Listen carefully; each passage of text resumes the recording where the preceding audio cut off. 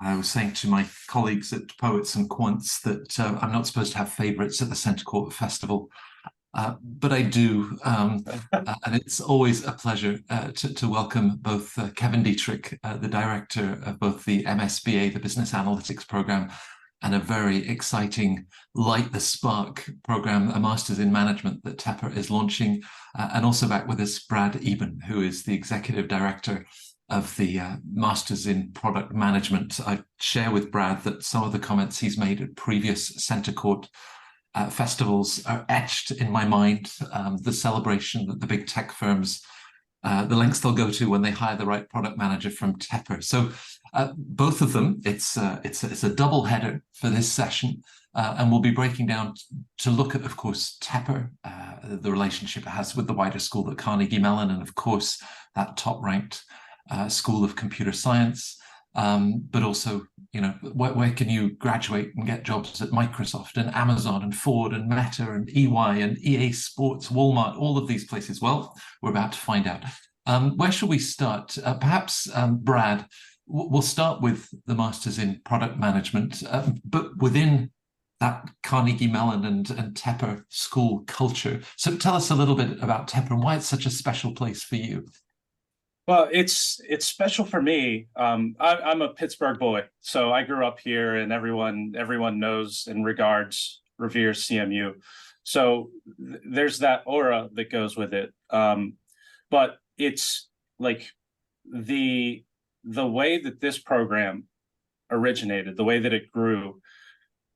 You could argue that it could only happen here in the sense that our program, it's product management. It's 50% Tepper School of Business, 50% School of Computer Science. So that type of collaboration is something that is uniquely CMU. And even just the idea that there is a program for product managers is unique in many ways. We're one of a kind, even still 6 years into it. And I so frequently, it just happened earlier this week where I bump into practicing PMs who have been in the field for 10, 20 years, and they say, oh, I wish that existed when I was younger. You know, that's a very common response. And that type of thing, when you're at a university that excels at business and technology and human computer interaction, it just makes so much sense for a product management degree to originate here. Well, the idea that product managers can change the world, you talk about being 6 years in. There is one statistic, not just the tremendous salaries and career outcomes, you know, I'd listed some of those, but in those 6 years, every year since 2018, 100% job offers for the graduates of the program. That's right. Well, with the except, so this is a good talking point. As last year progressed and the layoffs hit Amazon and all the big companies, and the whole tech industry had a downturn, it was really a test to see how resilient we will be, and we are. And our 2022 graduates, so just as for context, our students start in January and they graduate in December. So it's a 1-year program, and it's off cycle from most of the other academic programs. But the students who were with us during the year 2022, they saw all these horrible news stories. They saw the economy collapse, especially in tech where we exist. And still, those graduates, they received offers at a 95% rate. So even in the worst economy we've seen in a long time, we're still, you know, competitive with just about anybody out there in terms of results and outcomes. Right. Launching a program like this, Kevin, I mean, Brad has set the bar so high, but that's a challenge that the Tepper School is always ready to meet. So, of course, the Masters in Business Analytics that is well established alongside the MBA, these are, you know, all world-class programs. But now tell us about this launch of the Masters in Management. Yeah, absolutely. And you know, we're very excited about this opportunity. I love that the bar is high here at Carnegie Mellon and at Tepper. I've worked very closely with Brad for just about all of my time here, and It's with a very, very good camaraderie that we sort of approach our work here at Carnegie Mellon. And so we sort of segue into this new space of this master's in management, because what we are sensing is a desire, if you will, from sort of the candidate side, to have an opportunity to develop business skills earlier on in their career than, let's say, that 4, 5, 6 year range of an MBA. And so this is an opportunity that sort of fills that need on sort of the prospective candidate side. We're excited about this program. I think it brings a lot of neat and unique opportunities for students who are interested in getting into business. Whether you are that candidate who maybe has worked for 1, 2 years, or you are someone who studied engineering or computer science as an undergraduate, and you're coming straight out of college and sort of realizing, you know what, I don't really want to be back-end programming. And I sort of use that story because that's something that Brad and I hear quite a bit, whether on the more experienced product management side, or for younger folks who know from the get-go. I did my MSBA panel earlier today with one of our alumni, and that's a good example of someone who knew exactly early on, like, I wanted to do this. And so for that type of candidate who has a certain skill set but decides, I really want to parlay my skill set into a management, a business career, I think there's very few opportunities like this one out there, and we're really excited about it here. Well, you mentioned the early career stage and where that sits alongside the MBA or other programs at the school. So 10 months, STEM designated, of course, and Tepper has long had that tradition. But also the fact that 1-year program, upon completion, explain that structure where in the following 2, 3 years in the professional experience you might then go on to gain, you could come back and complete the MBA at a sort of a second sitting. Yeah, and that's not something I've seen a ton of out there in terms of an opportunity, but that really is kind of the goal, is to, I think sometimes folks kind of can enter in sort of this transactional space of thinking about, like, well, I just want this for XYZ, right? That's the output I'm looking for. But this is, we zoom out, this is really an opportunity for someone to look at a trajectory, to look at their career in the long term, not just sort of that more immediate output. Not to be overly critical of that sort of a mindset, but I'm excited about engaging with folks who are thinking not just about that next step, but thinking about their career trajectory as a whole, and how Tepper can really be a part of that journey. Ultimately, it's the individual's journey, right? And our goal is to get them to wherever it is that they're looking to be in their career. And so that possibility, right, that leave and return component is sort of a neat new twist on business education. And I'm curious to see sort of what kind of conversations. I have had a few conversations with prospective candidates about that component in particular. I want an MBA. I know I'm too young, but I still want to start something sooner, right? I don't want to wait that 4, 5, 6, even 7 years. So I'm excited to see how this pans out. Well, finding the right program at the right school and at the right stage of an individual's career. I mean, Brad, you've now been attracting talented individuals from all over the world, for the last 6, 7 years. And whether it's affordable healthcare to more efficient transportation systems, I mean, who is the program best suited for, and the sort of careers that the graduates are going on to pursue? Yeah, for us, and just to clarify and punctuate the idea that the MS in management is a bit more for younger and experienced students. The MS in product management is really for people who have a professional experience, say between 3 and 10 years is typically the range, but we even move outside of that range at times. And there are really 3 types of people that this program is for. One is the type of person that knows that they want to break into product management. And we've discussed this before, but for those who are just beginning that initiative themselves, getting into product management, getting your first PM role is notoriously difficult. And there are way more people trying to do it than there are openings. There are also way more people who want the role than those who are equipped for it. And that's where we come in to help them build that experience, build that knowledge base, work with companies, work with peers, and work with professors who understand what is required. It's a very unique set of skills. It's a very broad set of skills that's required. It's almost you need to be a little bit superhuman in a way, but that's what we're here for. The next type of person, and this is a very common one as well, is a younger product manager who might have been thrust into the role and has gotten into it, gotten a sense of what the fire is like, and realizes there's a lot I still need to learn. And this happens quite a bit as well. So lots of younger PMs are in this high responsibility role, and they come to realize, there's so much that I don't yet know, and I'm learning on the job, and I'm struggling a bit. If I took some time away to really practice the art, if you will, that's another area where a lot of our students find value. And then the third, maybe more universal kind is, say you're an engineer who is just frustrated with working every day to solve the wrong problem. You're working according to someone else's direction, someone else's strategy, and you're convinced that I'd like to be part of the decision making. I'd like to be part of the strategic element, and I'd like some more variety in my role, because product management is, I don't think anyone has ever had the same day twice as a product manager, and that level of variety is really attractive to the right person as well.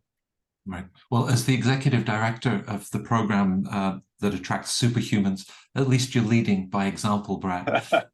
Now, presumably launching a new program, Kevin, it's not like, well, we can get this up on the website by Friday afternoon, let's go for it. I mean, it's months, if not years of planning. How have you thought, drawing on all of the experience of Tepper, how you would put together that intensive 1-year learning experience? What do you fit into the program, both for the tangible courses, but all of those intangible soft skills that are no doubt incorporated? Yeah, I think that's a really important evaluation that must occur, right? And we have a lot of really good models that we can sort of evaluate from here at Tepper. MSPM is one of them, MSBA is another. But essentially, as you're putting together a program, as we've done over the last year at least, I know the development's been a little bit longer. I've been involved for about the last 12 to 14 months. And I've been involved sort of across the spectrum. So working with faculty, working with staff, working as you kind of mentioned with marketing and communications as well. I think it's critical to sort of evaluate that within the confines of a 9-month, a 10-month, a 12-month program like Brad's, you really kind of do have to strip it down to what is the most essential. What are the skills that we need to sort of certify, put a stamp on, that our graduates are going to walk out with X, Y, Z, A, B, C. And so we, as we're kind of going through this molding process, which does take time, we've honed in on a couple of things. I think one is you've kind of mentioned this already, Matt, that Tepper, the quant component is going to be here, right? So our graduates are going to walk out with the same quant qualifications as graduates from any of our programs, different twists, different sort of perspectives on what quant is in MSPM versus MSBA versus MSM. But they're going to have a quant skill set nonetheless. The other component that I think is really critical that we're going to kind of get into the throes of looking to identify here through the admissions and application process are going to be some of the more intangible components, right? So something that I think is really critical for students in our early career, our pre-professional programs is still to identify for us on the admissions committee how you have leadership experience, how you have showcased your creative skill set, how you have showcased a design thinking mindset. And I think the easy sort of way of thinking to slip into is, well, I'm new in my career. I don't have those things. But the truth is that, for the folks who are looking and evaluating and watching this webinar, that there are still ways to showcase those items, even if you're sort of towards the end of your college career. Think about the clubs and opportunities that you've been involved in. Think about the innovative projects that you've worked on in the classroom. Think about those internships, even if they weren't the highest paying, the best looking internships. Think about the things that you sort of put forward through these different experiences, and come talk to us about them. That really is what I'm looking for, right? We're looking for folks who ultimately want to make an impact, who want to drive business results and make changes to the industries and the companies that they're in. From the beginning stages of their career, yes, we're going to grow those skill sets during their time here at Tepper, when they go out, and then hopefully when they come back to sort of complete a degree here with us. But those are some of the things that we're looking for.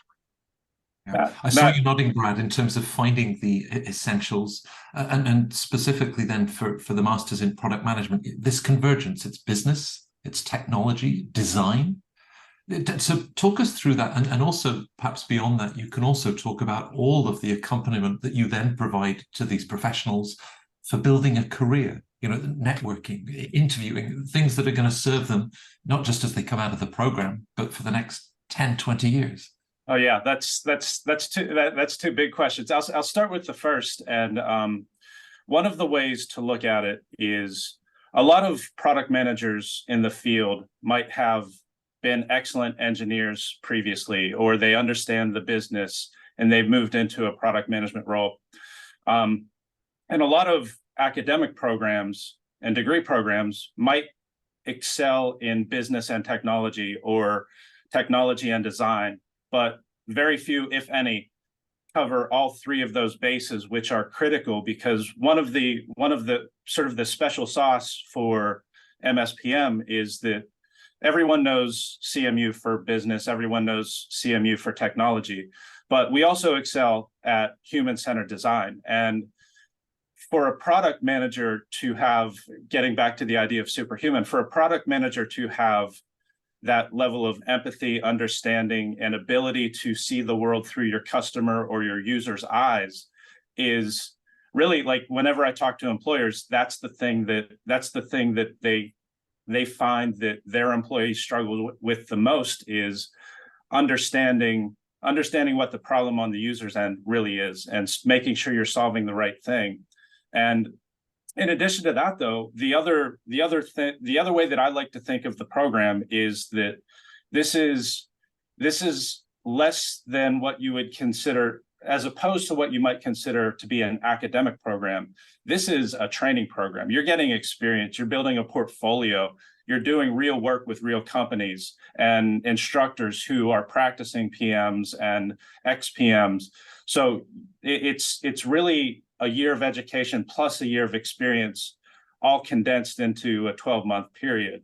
And on top of that, the other thing that especially our more technical incoming students benefit from is they may not have been in leadership roles before. So they don't necessarily know how to manage a team, or how to give most people don't know how to give a good business presentation. So like those things all wrapped into one and juxtaposed with each other such that they make sense, and you can understand how they apply in the context of everything else you're learning simultaneously, really makes a huge difference.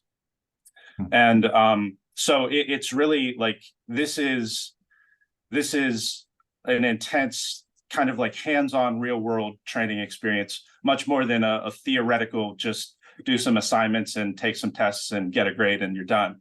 So and we promote that. We encourage the students to think of it that way as they go into their job interviews and forward. And you asked about the career preparation. So this is another, our success isn't by accidents. A lot of refinement, a lot of effort, a lot of innovation has gone into our process, where, so our students start in January, but even before that, as they're accepted, we begin setting them up with career coaches for one-on-one counseling, for resume reviews, for networking workshops, so that they understand and they can begin their search for their internship, which is in the summer. Again, another experiential, hands-on part of the experience. And that carries through to the end, where they've been subjected and they've been involved interacting with our career center and our job readiness process for a good 15 months by the time they graduate. So many of them will get the jobs from their internship employer, but those who don't are still well equipped to understand the game of finding that role as they graduate. Yeah, and I wonder if, because they've been in the workplace, whether for 3 years, 13 years, if then presentation skills, networking, interviewing, to bring them back to this, I wish I'd learned this 5 years ago, right? Yeah, exactly. And those who come from global origins, they also become adapted to the way that the process works in the US. And like we have just an excellent career center that works on we actually have the main career coach for the PM students is a CMU graduate and has been a product marketing executive and understands the business and has hired PM, like this is, again, it's so focused on real world outcomes and real world effectiveness as opposed to anything else. Right. Kevin, with Tepper's place as a world-class business school within CMU, as you think about this early career stage program and the sort of diversity that you're going to attract. I mean, we've talked about graduates, engineers, perhaps seniors in college, 1-2 years out. Is the Masters in Management for everyone? Could I have done art history, and this might still be the right next transition towards a career in business? Yeah, I think that's a really good question, and I think a good opportunity to highlight what I think is some really good work that we've done here at Tepper, to focus on the diversity of our profiles, our class profiles specifically. MSBA, we've done really well in for example, in terms of gender diversity for 2 years running. I know Brad's program can say the exact same thing, and I'm excited to sort of bring that same type of perspective to the MSM program. Specific to your question, ultimately the goal that we're looking for, I talked a lot about the qualities, the intangibles of what we're looking for through the application process, but it boils down to we need to make sure that we have folks on campus who are able to sort of punch their weight in terms of the quant and the math component of the curriculum.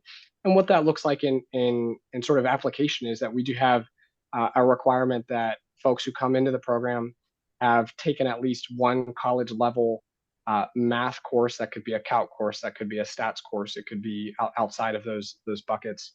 And I think because we're dealing with a sort of a younger profile than say MBA or Brad's program, that's open to AP coursework and an application as well too. So outside of that, I mean, we're looking for a little bit of diversity here in our programs, right? And so that means you don't have to be an engineer, you don't have to be a CS major. You're welcome in those spaces, but that's I think that's a good way of sort of characterizing our programs here, is that we are bringing in great diversity, and so I'm excited for what that looks like in practice. I'll emphasize some of what Brad said, and I can't speak highly enough of our folks in the Career Center here at Tepper, Matt. The number of times and the ways in which I've seen them go above and beyond. I think a lot of places may offer one-on-one coaching, but the extent to which this is very personalized.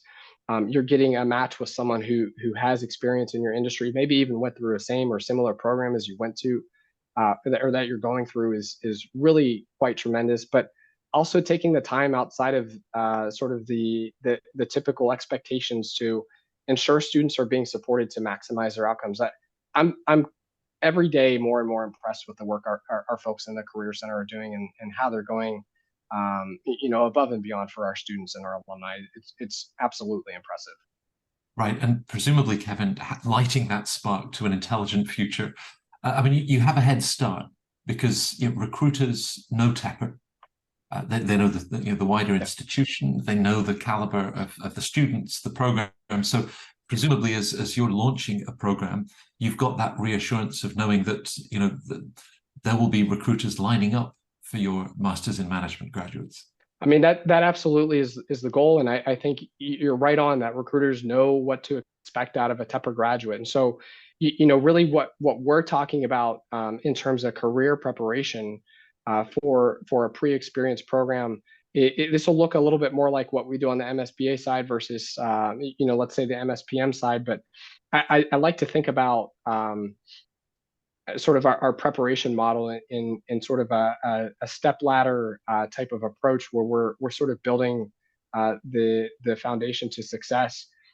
We have a couple of different buckets that I like to talk about. So our career center prepares in sort of the behavioral space, and right, that's mock interviews. That's sort of the prep around some of the more behavioral questions, preparing students for their interviews, but also gets into networking and branding, which are really important components to any business school experience. So that behavioral piece is absolutely critical. Then the next is going to be sort of the more technical, industry specific component of the preparation. So, if you're looking for a more technical role, if you're looking for consulting, things of that nature, we really are kind of pushing our prep model into as specific as we can, prepare students for the jobs, the roles, the industries that they're looking for. And then the third category is kind of the career conversations piece, as I like to call it. So we're introducing students to different industries, folks in different industries, different roles in different industries, just to kind of get a better sense of what they can and should expect, and help ultimately, this all falls under the umbrella of strategy. So sitting down and as you're intaking an abundance of information, really customizing a strategy that is personalized to an individual's, whoever's sitting across the desk in front of me, customizing a strategy that is personalized to their goals, their desires, and really sitting down with them and mapping out what that looks like. It's really important. Now, Brad, I can't share one of these Centre Court Masters festivals with you without props. And we've got this far through the session together. I'd asked you before we went live, do you have a bell and do you have confetti? And I'd just like you to go back to something that you shared that did leave a real mark with me. Why the bell? Why the confetti? Yeah, so the origin of the product management program, it started with a gentleman named Andrew Moore, and he was a general manager at Google, the local Pittsburgh Google office. Then he became the dean of the School of Computer Science. And his observation, even when he was working at Google, was they had the hardest time finding qualified product managers. So his solution was, let's build them here. So, and the reason for the props and the reason for the quote, and I do have a prop, by the way. The reason for the quote is he described it as, even at Google, when we hired a software engineer, we would ring a bell because it's relatively easy to hire a software engineer who's good.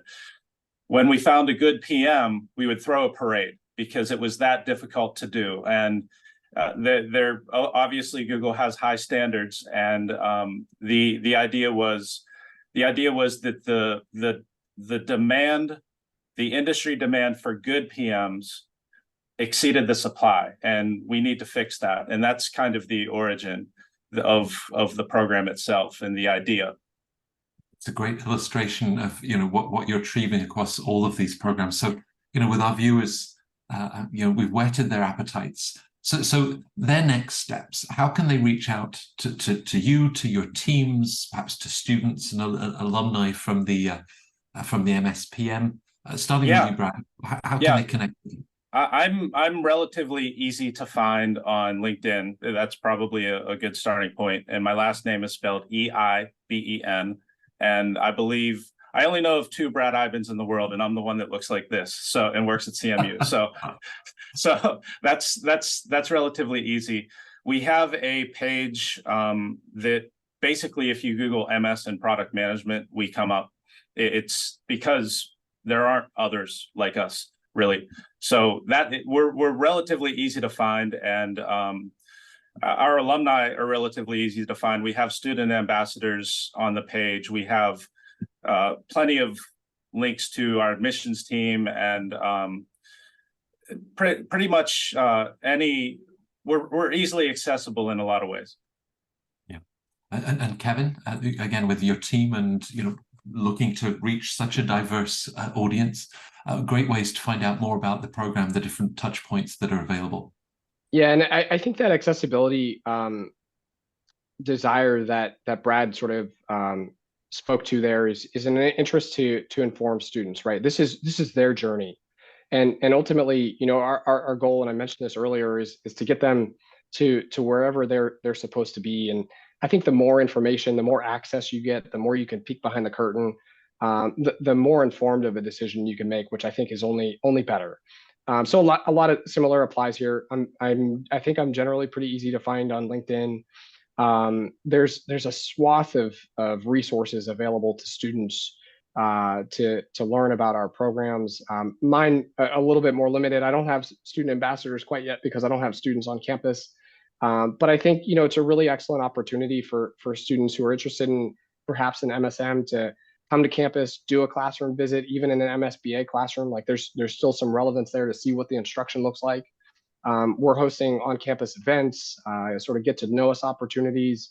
And I think, you talk to a Tepper alumni, they're all going to tell you sort of what you need to know about the place and how to be successful and things of that nature. So I generally, will ultimately advocate for, come talk to us, have a we're here, we're open, we're accessible, and eager to talk to folks and sort of be a part of, again, I'll emphasize, their journey.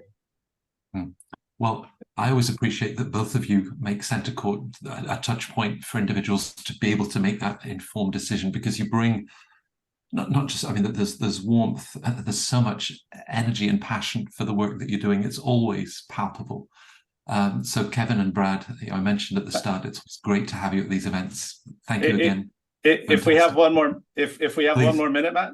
I do have a prop, and it was prepared in case the discussion went this direction. These arrived yesterday. They're Meta headsets, and getting back to the idea that we're working on real world projects. We had a competition with Meta and a VR company named Body Swaps a few weeks ago. 2 of our teams won, and we got the hardware so that they can continue with the project. So. Good time. You'll with those headsets, you'll be taking Center Court in a whole new direction in 2024. I look forward to doing all of that with the eyewear. Yeah, we can work together on that. Yeah. Well, great. Thank you, both of you, for another fantastic session, and I'm sure enjoy all of the connections that this makes. It's great to see you. Thanks, Matt.